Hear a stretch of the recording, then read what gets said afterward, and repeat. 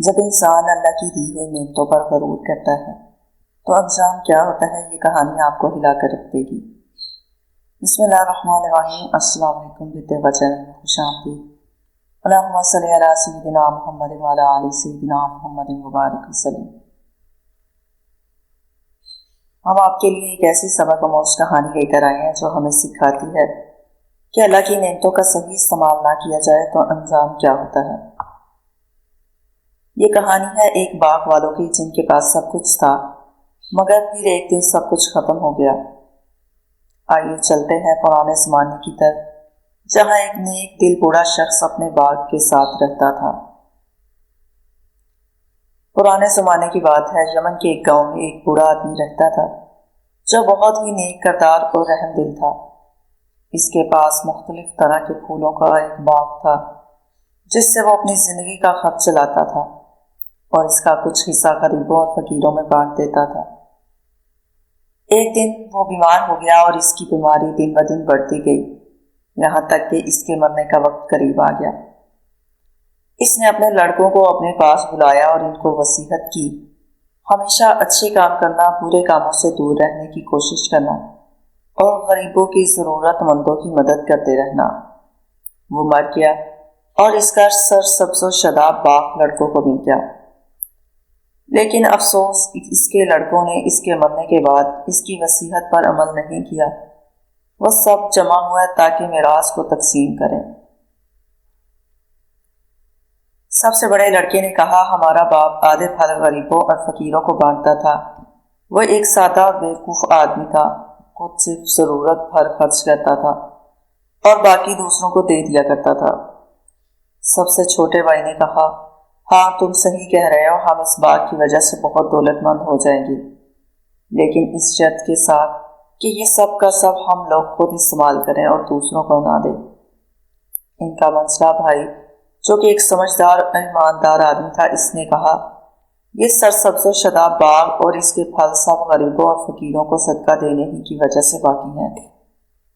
ہم سب کا سچا اور واقعی رازق خدا ہے، جو ایک لوگوں اور صدقہ دینے والے افراد کو انعام دیتا ہے اور ان کے مال میں برکت دیتا ہے۔ اور دونوں اس کی بات سن کر غصے میں آ گئے اور کہنے لگے، اگر تو نے دوبارہ اپنی زبان سے اس طرح کی بات کہی تو تجھے سخت سزا دیں گے۔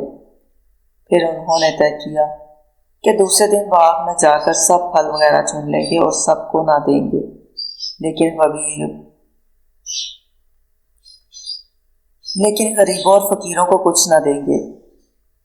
انہوں نے خدا کی مرضی کو نہیں دیکھا اور دل میں برا ارادہ کیا، لیکن ان کے بھائی نے دوبارہ ان سے مہربانی اور نرمی کے ساتھ کہا، میرے بھائیوں، کم از کم یہ دیکھو اللہ کی مرضی اور اس کی رضا کیا ہے، کیونکہ ہم خدا کی مرضی کے خلاف کوئی کام نہیں کر سکتے۔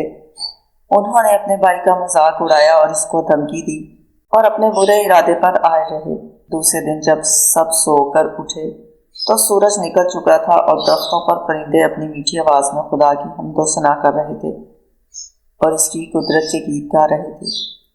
وہ سب اٹھے اور اپنے باغ کی طرف چل دیے تاکہ جلدی سے جا کر پھل توڑ لیں۔ وہ لوگ اس طرح چھپ کر اور منہ چھپا کر نکلے کہ کوئی ضرورت مند اور فقیر ان کو باغ میں جاتے ہوئے دیکھ نہ لے اور ان سے کچھ مانگ نہ لے۔ وہ آپس میں آہستہ آہستہ باتیں کر رہے تھے، اس کے بعد کسی ضرورت مند کو باغ کی طرف دیکھنے بھی نہیں دیں گے۔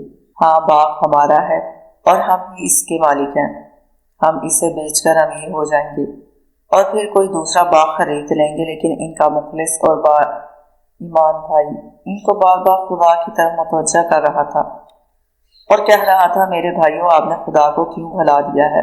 کیا آپ نہیں جانتے کہ خدا کے سامنے اپنی اکثر دکھاتا ہے اس کو نقصان ہوتا ہے؟ ہمارے پاس جو بھی نعمت ہے وہ خدا نے ہم کو عطا کی ہے اور ہمارے ہر کام کا بدلہ ہم کو مل کر رہے گا۔ آج آپ خدا کے بندوں کو اس کی دی ہوئی نعمت سے محروم کر رہے ہیں، آپ کو اس کی بہت بڑی سزا ملے گی اور دنیا اور آخرت دونوں میں آپ کو اس کی بہت بڑی سزا ملے گی اور دنیا اور آخرت دونوں میں آپ کو دیکھنا ہوگا۔ ان دونوں نے اس کی بات کی طرف کوئی توجہ نہیں دی اور کہا، کیا تم بھی یہی چاہتے ہو کہ باپ کی طرح قناعت کرو؟ دیکھ نہیں رہے ہو اس سے ہم کو کتنا فائدہ ہوگا اور ہم کتنے دولت مند ہو جائیں گے؟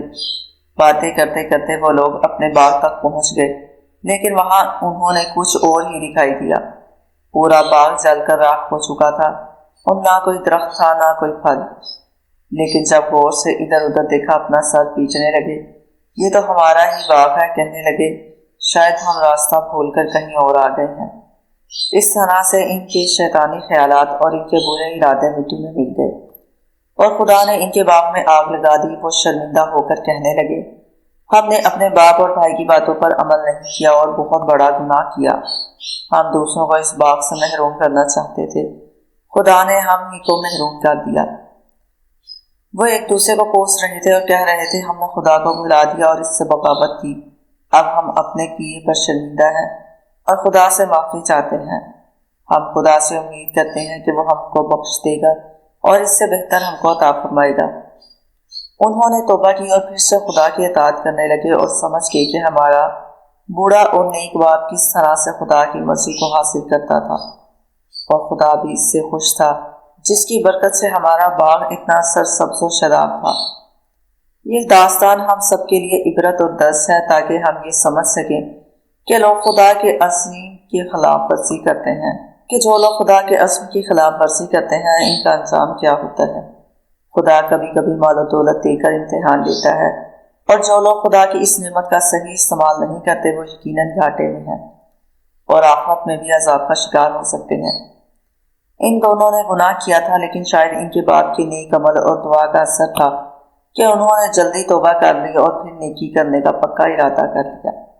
خدا نے بھی ان کی توبہ کو قبول کیا اور اس باغ کے بدلے میں ان کو اس سے اچھا باغ عطا فرمایا۔ انہوں نے بھی اس کے بعد کوئی لالچ اور کنجوسی نہیں کی اور غریبوں فقیروں کی ہمیشہ مدد کرتے رہے۔ خدا بھی ان سے خوش ہو گیا اور بندگان خدا بھی۔ دوستو، اس کہانی سے ہمیں یہ سبق ملتا ہے کہ یہ لالچ اور کنجوسی انسان کو تباہی کی طرف لے جاتی ہے، جبکہ صدقہ اور نیکی اللہ کی رضا اور برکت کا سبب بنتی ہے۔ اگر آپ کو یہ کہانی پسند آئی ہو تو ویڈیو کو لائک کریں اور ایسے ہی مزید اسلامی واقعات سننے کے لیے ہمارے چینل کو سبسکرائب کریں، اور کمنٹ میں ضرور بتائیں کیا آپ صدقہ کرتے ہیں۔